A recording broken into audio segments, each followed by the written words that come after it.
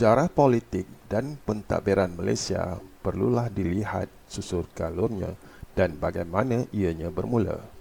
Kita akan sorot kembali dengan melihat penubuhan Kerajaan Melaka di mana era Melaka bolehlah dianggap sebagai titik tolak kepada penubuhan Kerajaan Malaysia dewasa ini. Video ini akan dibuat dalam beberapa episod bermula dari era Melaka, era penjajahan, era selepas perang, era pra dan pasca kemerdekaan, dan era penubuhan Malaysia. Video ini melihat kepada fakta-fakta sejarah dan juga dari bahan-bahan penceritaan yang diperturunkan dari generasi ke generasi.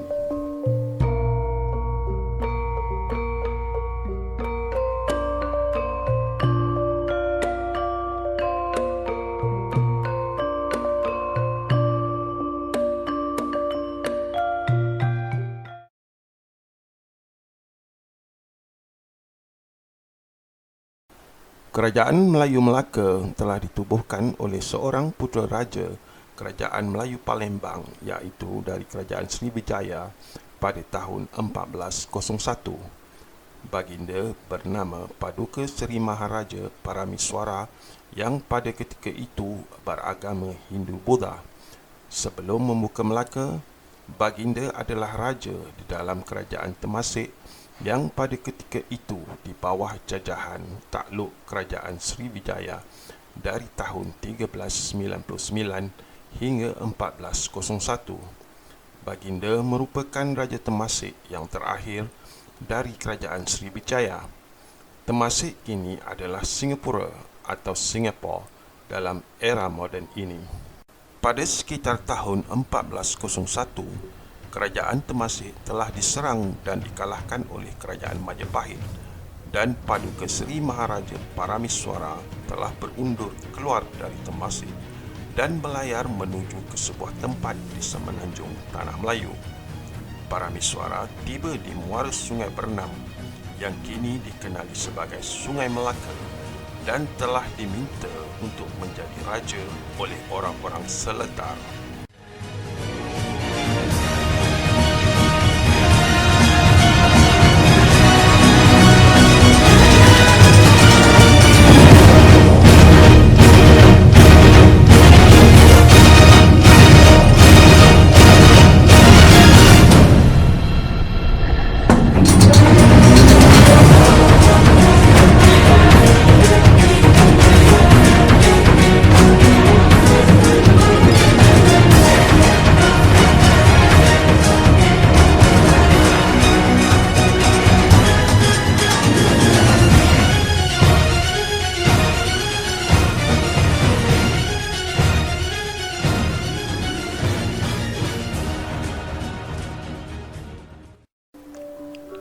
Paramiswara memilih kawasan di Sungai Bernam itu kerana Baginda berpendapat ianya sesuai dibuat negeri disebabkan lokasinya yang strategik untuk pertahanan dan perdagangan.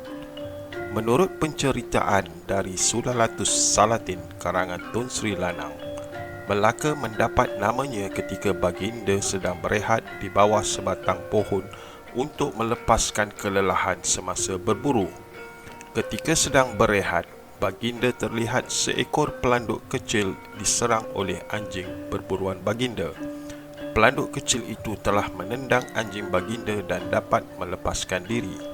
Kagum dengan peristiwa itu, Baginda pun bertanya kepada pengiring-pengiringnya nama pohon tempat Baginda berehat.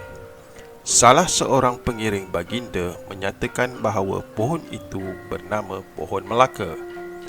Sebagai tanda keberanian pelanduk kecil itu, Baginda pun menamakan negeri itu sebagai Melaka. Simbol pelanduk dan pohon Melaka dapat dilihat pada jata negeri Melaka pada hari ini sebagai simbolik kewujudan kerajaan negeri Melaka.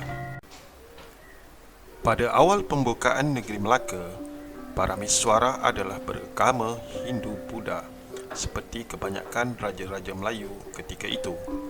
Melaka berkembang dengan pesat dan menjadi sebuah pelabuhan yang penting dan menarik ramai pedagang-pedagang asing dari Timur Tengah, benua India dan China. Pada sekitar tahun 1409, para miswara telah memeluk agama Islam dan menukar nama baginda kepada Raja Iskandar Shah. Adalah dipercayai bahawa baginda memeluk Islam lantaran dakwah oleh pedagang-pedagang dari tanah Arab. Namun begitu, ada beberapa teori yang mengatakan baginda memeluk Islam yang dibawa oleh pedagang-pedagang Islam dari benua India. Ada juga berpendapat yang mengatakan baginda memeluk Islam ketika kedatangan Laksmana Cheng Ho yang juga seorang Islam.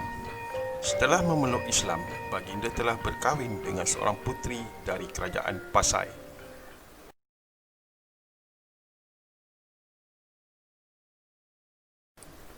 Seperti mana kerajaan-kerajaan moden, kerajaan Melaka juga mengadakan hubungan diplomatik di antara kerajaan bagi tujuan pertahanan dan perdagangan.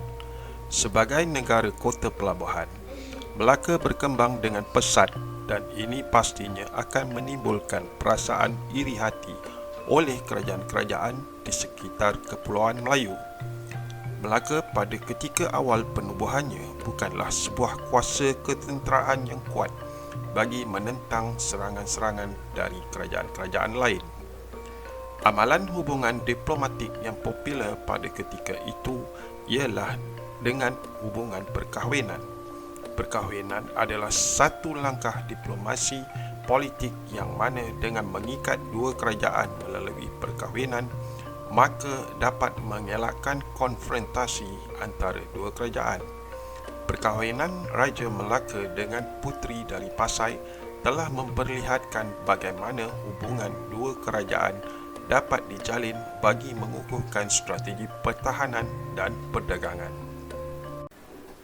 Pada tahun 1404, sebuah ekspedisi dari negara China yang diketuai oleh Laksmana Yingchen telah tiba di Melaka. China merupakan sebuah kerajaan besar pada ketika itu yang mana mempunyai kekuatan ketenteraan dengan armada laut yang hebat. Kemudian pada tahun 1409, Laksmana Cheng Ho pula menyusul. Maka dengan itu Melaka mula menjalinkan hubungan diplomatik secara langsung dengan kerajaan China. Negara China yang pada ketika itu di bawah pemerintahan Maharaja Yongle dari dinasti Ming telah menjadikan Melaka sebagai negeri di bawah naungan kerajaan China. Hasil dari pengiktirafan ini, maka kerajaan-kerajaan seperti Ayutthaya dan kerajaan Majapahit menjadi gentar untuk mengganggu-gugat kerajaan Melaka. Sepanjang hubungan diplomatik antara Melaka dengan China, sebanyak 29 kali utusan Melaka telah berlayar ke China bagi mengukuhkan hubungan dua hala. Mengenai hubungan Melaka dengan China, menurut Sulalatus Salatin karangan Tun Sri Lanang, Sultan Mansur Shah yang memerintah sekitar 1456 hingga 1477 telah menghantar utusan yang diketuai oleh Tun Pepatih Putih menemui Maharaja Yongle. Maharaja Cina tersebut sangat tertarik dengan kemasyhuran Melaka, telah menawarkan Puteri Lipo untuk menjadi isteri Sultan Melaka. Puteri Lipo datang ke Melaka bersama 4 pengawal pribadi dan 500 pengiring perempuan. Setelah memeluk Islam, Puteri Lipo berkahwin dengan Sultan Melaka dan diberi gelaran Hang oleh baginda Sultan. Para pengikut Puteri Hang Lipo telah dihadiahkan sebuah kawasan yang diberi nama Bukit Cina sebagai penempatan mereka. Permastautin awal masyarakat Cina ini telah berasimilasi dengan masyarakat tempatan dan menyerap budaya setempat. Mereka ini digelar Baba dan Nyonya. Terdapat kontroversi dalam fakta sejarah mengenai kisah Puteri Hang Lipo. Ini kerana tidak terdapat sebarang rekod di China tentang perkahwinan seorang puteri China dengan Sultan Melaka. Terdapat juga beberapa percenggahan fakta sejarah berkaitan dengan siapa Maharaja China ketika utusan Sultan Melaka datang ke China pada ketika itu. Dalam video ini, kita tidak akan membincangkan tentang perkara ini secara terperinci.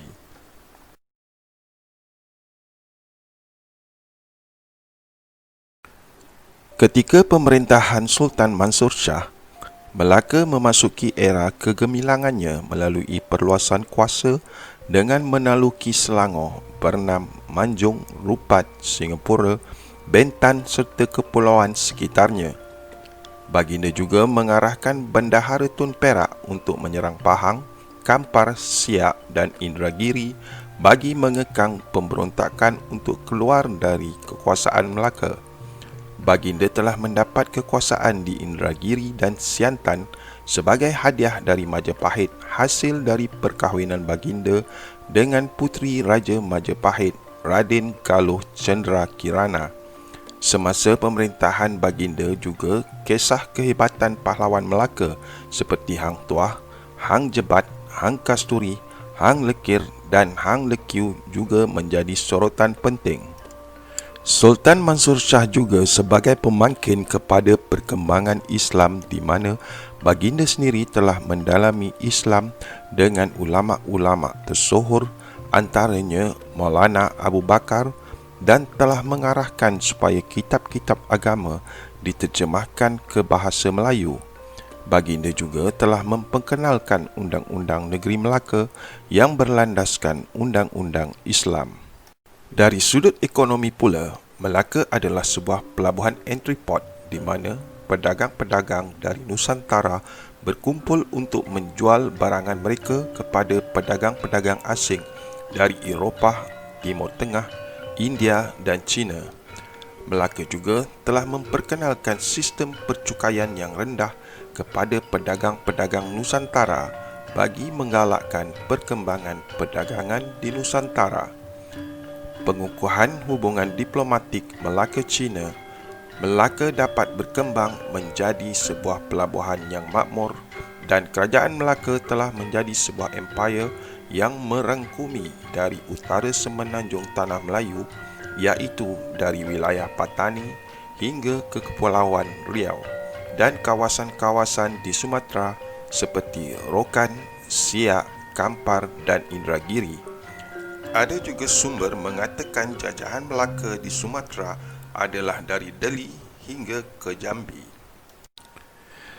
Di zaman kegemilangannya, Melaka telah diperintah oleh 8 orang sultan, bermula dari Paramiswara atau Raja Iskandar Shah dari tahun 1401 hingga 1414, Megat Iskandar Shah dari tahun 1414 hingga 1424, Sultan Muhammad Shah dari tahun 1424 hingga 1444, Sultan Abu Syahid 1444 hingga 1446, Sultan Muzaffar Shah dari tahun 1446 hingga 1456, Sultan Mansur Shah dari tahun 1456 hingga 1477, Sultan Alauddin Riayat Shah dari tahun 1477 sehingga 1488 dan akhir sekali Sultan Mahmud Shah dari tahun 1488 hingga 1511. Melaka terus berkembang maju dan menjadi sebuah empayar yang penting di Kepulauan Melayu dan juga menjadi pusat perdagangan rempah yang popular dari Eropah sehingga ke China. Dengan kemakmuran ini, maka Melaka telah menjadi tumpuan para pedagang dan juga pihak yang ingin menjajah. Melaka telah dijajah oleh Portugis pada tahun 1511. Dengan kekalahan Melaka kepada Portugis, Sultan Melaka yang terakhir, Sultan Mahmud Shah, telah berundur ke Johor dan meneruskan empayar baginda yang kemudiannya dikenali sebagai empayar Johor Riau. Empayar Kesultanan Johor Riau iaitu dari keturunan Kesultanan Melaka telah cuba beberapa kali menyerang untuk menawan Melaka tetapi telah menemui kegagalan. Kita akan bincangkan perkara ini pada episod yang akan datang yang menyentuh era penjajah. Sila like dan subscribe serta tekan butang loceng bagi mendapatkan notifikasi video-video mendatang.